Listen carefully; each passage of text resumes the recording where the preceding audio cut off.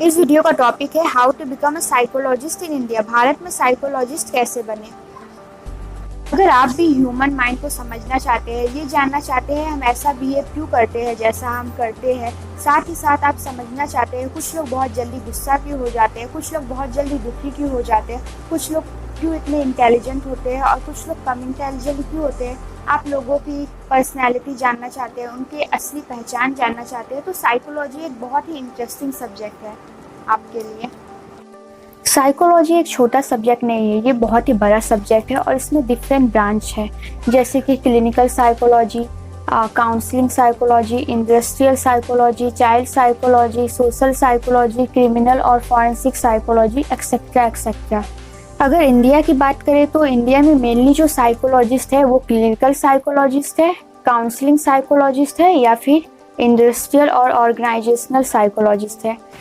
तो बात करते हैं क्लिनिकल साइकोलॉजिस्ट की। क्लिनिकल साइकोलॉजिस्ट का मेन काम होता है मेंटल डिसऑर्डर जैसे कि schizophrenia, multiple personality disorder, bipolar disorder, depression इत्यादि इत्यादि को डायग्नोज करना, साथ ही साथ उनका ट्रीट करना। अगर देखा जाए तो clinical psychologist mainly mental hospital यानी कि असाइलम में वर्क करते हैं, साथ ही साथ ये लोग अपना खुद का क्लिनिक भी खोल सकते हैं। एक क्लिनिकल साइकोलॉजिस्ट बनने के लिए आपको पहले बीए या बीएससी करनी होगी, जिसकी ड्यूरेशन है 3 इयर्स। इससे कोई फ़र्क नहीं पड़ता कि आपके क्लास 11-12 में साइकोलॉजी हो या ना हो। साइकोलॉजी में ग्रेजुएशन के बाद आपको क्लिनिकल साइकोलॉजी में पोस्ट ग्रेजुएशन करना होगा। उसके बाद पोस्ट ग्रेजुएशन करने के बाद आपको एमफिल करना होगा क्लिनिकल साइकोलॉजी में, वो भी आरसीआई यानी कि रिहेबिलाइजेशन सेंटर ऑफ इंडिया के किसी इंस्टीट्यूट के थ्रू। अगर आप आरसीआई के थ्रू नहीं करते तो आप एक क्लिनिकल साइकोलॉजिस्ट नहीं माने जाएंगे। आरसीआई से क्लिनिकल साइकोलॉजी में एमफिल करने के बाद आरसीआई आपको एक लाइसेंस प्रोवाइड करेगा, जो कि आपका एक तरह से आइडेंटिटी होगा कि आप एक क्लिनिकल साइकोलॉजिस्ट है, और तभी आप डिप्रेशन, मल्टीपल पर्सनैलिटी डिसऑर्डर ये सब को ट्रीट कर सकते हैं, डायग्नोज कर सकते हैं।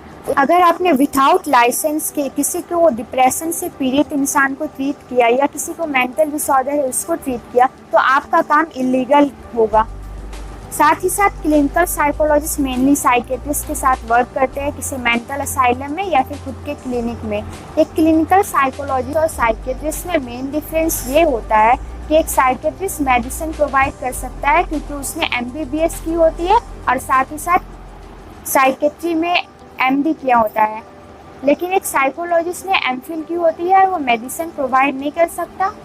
वो ग्रुप थेरेपी, आर्ट थेरेपी या फिर किसी और थेरेपी के माध्यम से इलाज करता है।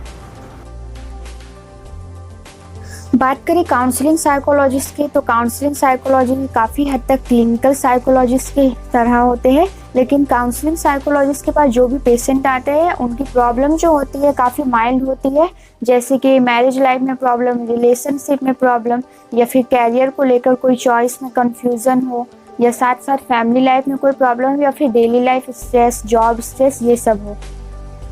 एक काउंसलिंग साइकोलॉजिस्ट भी ग्रुप थेरेपी या फिर किसी और थेरेपी के थ्रू ही इलाज करता है। एक काउंसलिंग साइकोलॉजिस्ट स्कूल या फिर कॉलेज में वर्क कर सकता है या फिर किसी एनजीओ से जुड़कर भी वर्क कर सकता है। एक काउंसलिंग साइकोलॉजिस्ट बनने के लिए आपको पहले बीए या बीएससी करनी होगी, उसके बाद एमए या एमएससी करनी होगी, वो भी काउंसलिंग साइकोलॉजिस्ट में या फिर क्लिनिकल साइकोलॉजिस्ट में भी कर सकते हैं।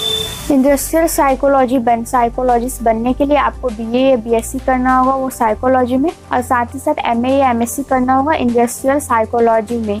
साथ ही साथ इसके बाद आपको किसी इंडस्ट्री या कंपनी में वर्क करने को मिल सकता है।